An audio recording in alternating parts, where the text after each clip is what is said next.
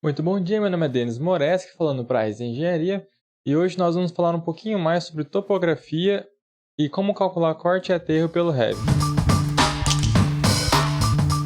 No último vídeo que a gente fez sobre topografia, a gente mostrou como pegar um projeto de pontos do AutoCAD e transformar ele numa superfície topográfica em 3D dentro do Revit. Hoje nós vamos fazer um pouquinho mais e vamos ver como seria a questão do cálculo de corte e aterro e algumas outras coisas para a qualidade de vida na hora de lidar com o projeto. Então, abrindo aqui o meu projeto, a gente tem aquela superfície do jeito que a gente fez a última vez, né, com o DWG ainda aqui. Então, a primeira coisa que eu vou fazer vai ser ocultar esse DWG, aplicar o ocultar isolar para a vista, para que eu quero para ficar com um projeto um pouco mais limpo. Nós temos aqui nosso projeto, eu estou achando ele um pouquinho feio com essa questão do marrom mesmo. Eu posso vir aqui e trocar o material dele para ficar um pouquinho diferente. Então eu posso duplicar o material que estava, aplicar o material selecionado, quero colocar como se fosse um ponto grama aqui ou alguma coisa do tipo. Vou tirar a aparência dele dessa forma, para que ele use a aparência que eu quiser aqui, e vou colocar um verde bem clarinho aqui. Só para ficar um pouco diferenciada a questão das duas coisas, né? A questão dentro do lote e fora do lote. Tenho isso.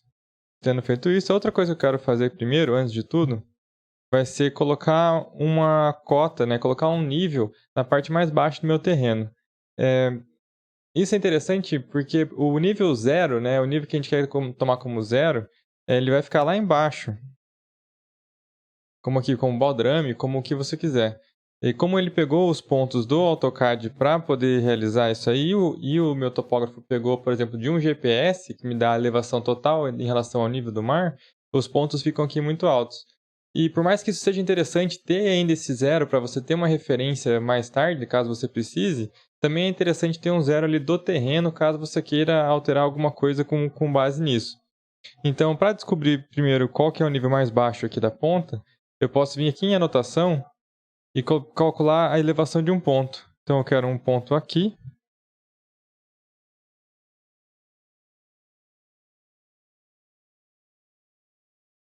E eu tenho aqui que essa primeira linha, que esse primeiro ponto aqui, está em 690 metros. Então eu vou abrir uma elevação aqui, não importa bem qual que é. Vou vir na arquitetura e criar um nível. Posso colocar ele em qualquer lugar. E vou subir ele para 690. E vou chamar ele de posição relativa, por exemplo. Se eu quiser uma posição relativa ao 0 do terreno.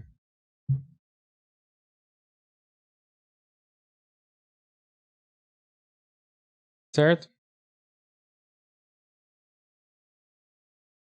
próximo passo para a gente começar a mexer na topografia, como ela vai ficar no futuro, vai ser então criar uma tabela. A gente vai criar uma tabela para ver como vai ser a questão dos cortes e aterros. Clicar com o botão direito aqui no lado no tabelas e quantidades, nova tabela de quantidades. Vai procurar lá a topografia. E aqui a gente vai colocar 3 parâmetros. A gente vai colocar um cortar e preenchimento de rede, e eu quero colocar também o preencher.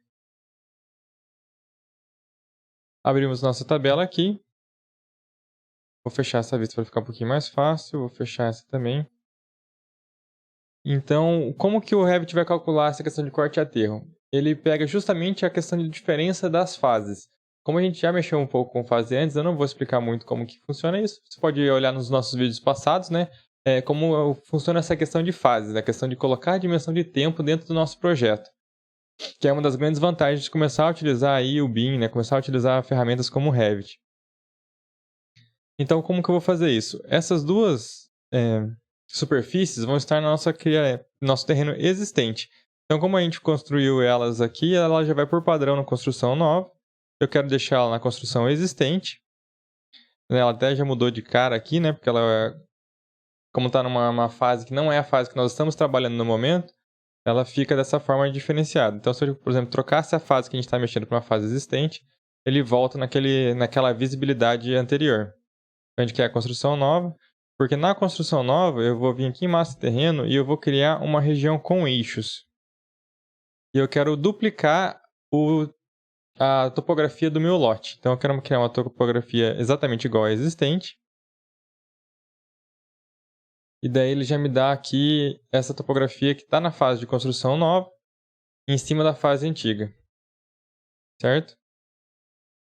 Então a partir daqui, teoricamente, se eu começar a alterar o terreno, ele vai já atualizar nossa tabela automaticamente. Só que, no caso, a gente tem um pequeno probleminha aqui que vira e mexe acontece, quando a gente está lidando principalmente com terrenos muito grandes assim, e com mais de uma superfície, que eu vou mostrar agora. No WT aqui, eu vou usar o WT, eu vou até fechar esse aqui por enquanto. Então o WT para ele ficar lado a lado. A gente vê que a nossa tabela tá aqui, ela está ainda totalmente zerada. Isso seria meio óbvio porque a gente não está com nada modificado ainda. Aqui eu quero esconder novamente o meu card. E nessa vista aqui, justamente pelaquela coisa que a gente mostrou já antes, que é o corte, né, e a profundidade de vista, o corte de vista e profundidade de vista, ele está mostrando só um pedacinho. Então eu vou vir aqui na faixa de vista. Eu quero que o nível abaixo seja ilimitado, a profundidade da vista. E como a gente está olhando de cima para baixo, então a gente quer que o nosso plano de corte esteja na parte mais alta do terreno. Então a gente precisa aumentar o nível do terreno aqui para algo que mude bastante. Vou colocar 62. 62. E vou colocar aqui 60. Vamos ver se ele preenche toda. Dessa forma eu consigo visualizar o terreno inteiro.